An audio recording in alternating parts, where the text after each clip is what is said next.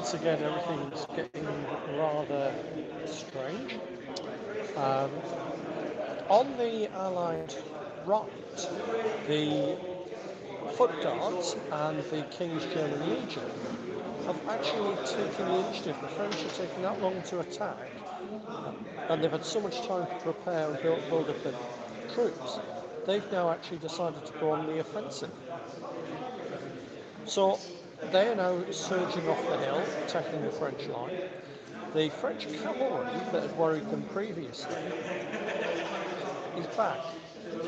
And I don't know if they've noticed, but there's a lot of cuirassiers formed up, ready to hit them, just behind the infantry. So that is something I think we're going to have to watch for next turn. Now, nothing will happen with that. No, Marlek now said that.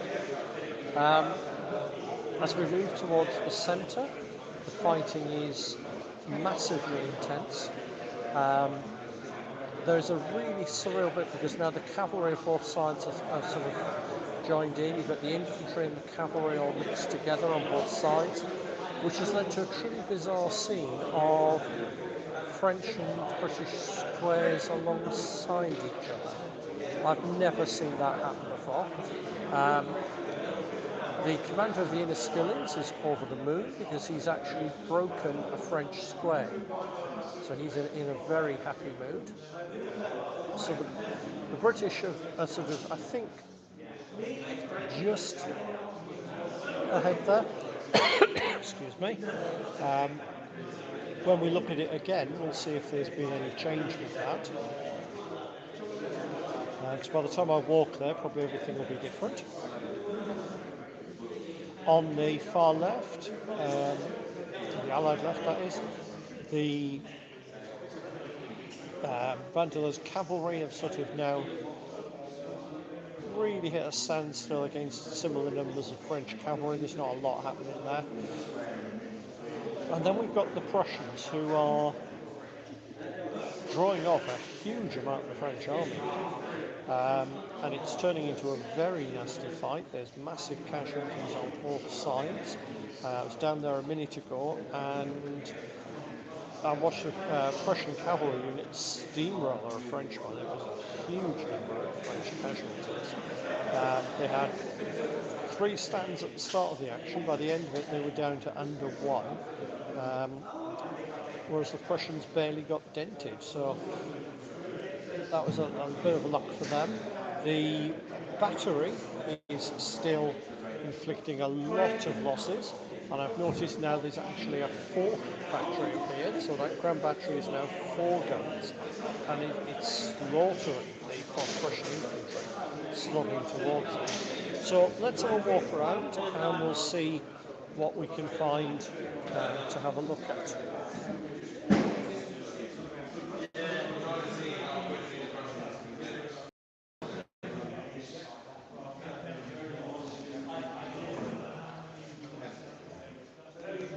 So there you can see we've got the British attack coming down off the ridge. That's the extreme edge of it, and to put it in perspective, that's where Hougoumont is. So there's no danger from there. In reality, was where the French broke into Hougoumont. There's no way they're going to get anywhere near that today. As we move up,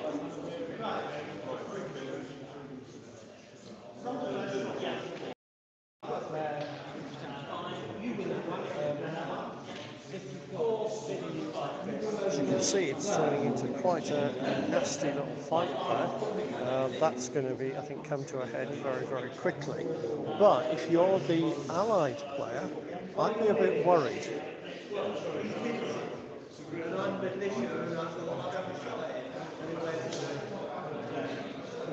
That's a lot of cavalry before we come to the guard just past them. So we'll carry on moving up the table.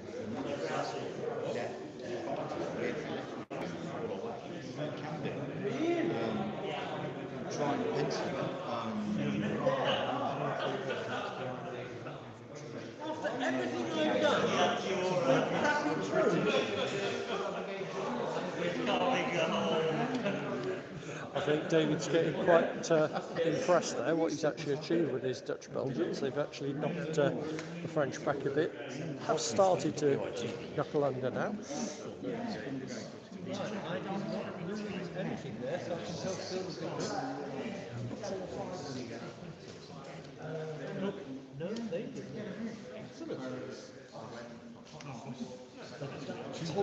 High watermark from the French. Well, I think it'll be interesting. As you can see, we've got the cavalry and the infantry making a coordinated attack, and I'll have a look at that from the other side in a minute.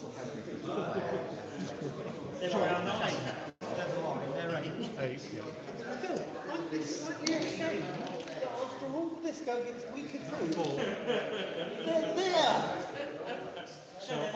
As we can see, that's the bit where it's sort of bogged down. But looking on the other side,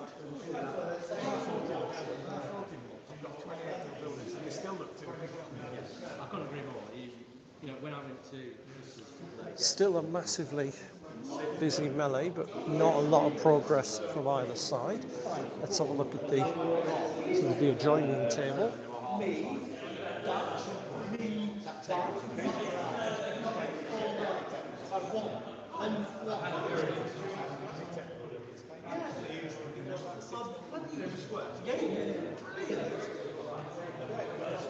There's a lot of French racing through Place Noire. The Prussians aren't going to make it first, so that's going to lead to some very, very bitter street fighting there, I think. The big worry, I know, talking to the French players, are these guys.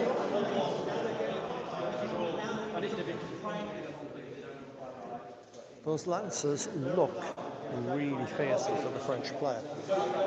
I've had them described by the Prussian player as 3 dice rolls away from being gone. They're not the best troops in the world, but there are a lot of them and they look impressive, and that sometimes means a lot more in this game. There is the psychology side for the players who don't know how good different units are. So what I'm going to do now is I'm going to have another look at the other side, the sort of the central area from the British perspective. So let's make our way over.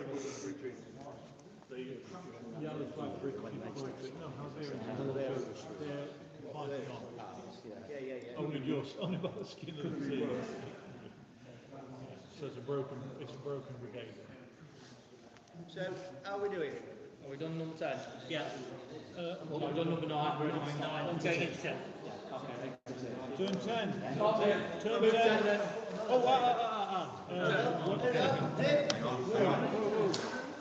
Let's do that quickly then. Are there any commanders within 4 inches of an enemy?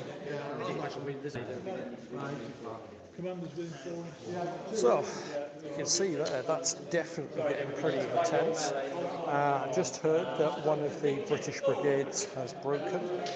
They've lost that many casualties, and from that cheer, that's telling me it sounds like a commander's just died as well. There have been a couple of commander casualties in the last couple of turns. People are having to throw their leaders in to try and keep things together. So I don't really know what's going to occur there. So that was turn 9. Players are about to start turn 10, so I'm going to sign off, and I'll see you for the next instalment shortly.